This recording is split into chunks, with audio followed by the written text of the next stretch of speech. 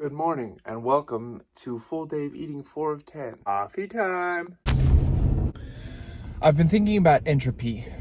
Entropy is the nature of the universe to go from more organized, more intentional to less intentional over time, unless specific energy and intentionality and effort is put forth to keep it in a better place. It's very pervasive.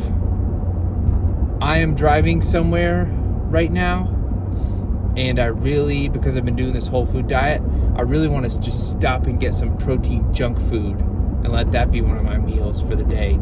Because unless I am putting forth intentional effort fighting against entropy, as it were, I'm gonna sink down to ground level, and I'm just gonna end up eating what's advertised to me and what is easiest and what tastes good, which is not always the best for me. And it's true, I guess, like,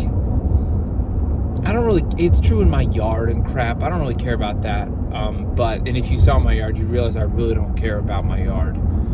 Unless I have to. But I think it's true relationally as well.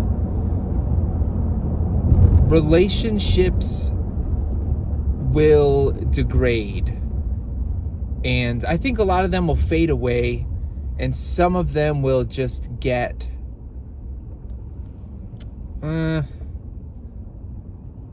messier or worse or less healthy unless you're pouring out consistent effort to keep that relationship in a good place.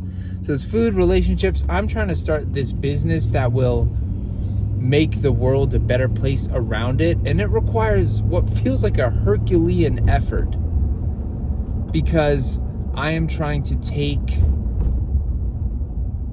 I'm trying to move things from a worse place to a better place.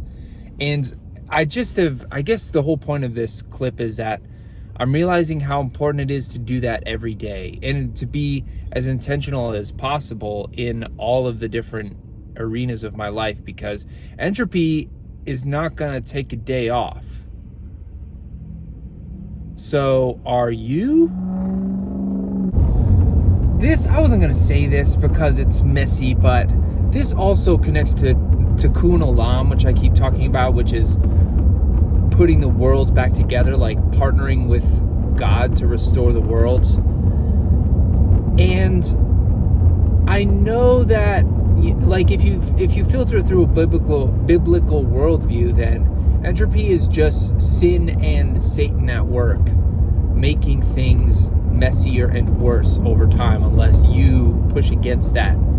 But I also know that, like, biblically speaking, you are partnering with God to put the world back together. And